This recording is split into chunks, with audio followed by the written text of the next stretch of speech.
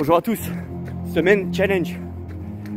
J'avais dit que je ferais 6 vidéos pour expliquer mes analyses.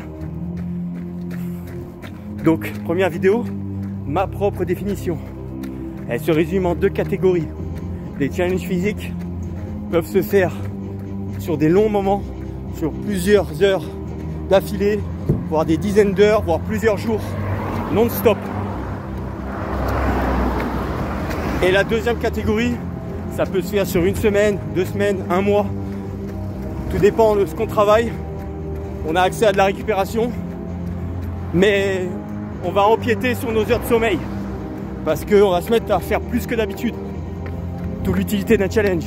Alors vous l'aurez compris, cela ne ressemble en rien à un entraînement quotidien, qui vous semble difficile ou non d'ailleurs. C'est d'aller chercher quelque chose de bien plus contraignant et difficile. Ça va pas être tendre du tout. Commençons par expliquer la première catégorie. Les challenges sur plusieurs heures consécutives, voire dizaines d'heures, voire plusieurs journées. En fait, tout dépend de son niveau. Prenons l'endurance, par exemple. La course à pied. Tu peux te challenger sur un semi-marathon, par exemple.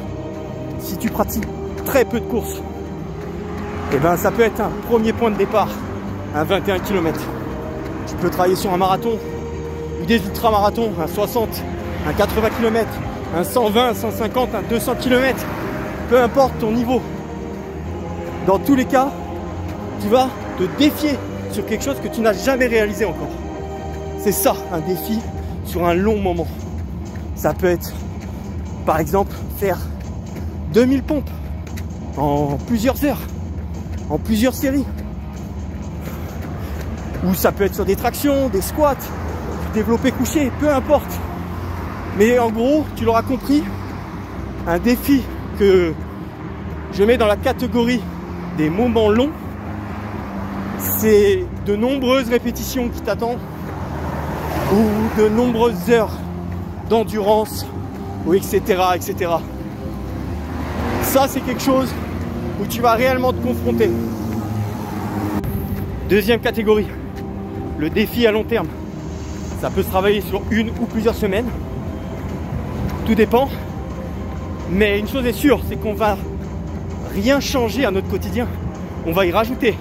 Donc on va devoir empiéter sur quelque chose. La plupart du temps, c'est le sommeil.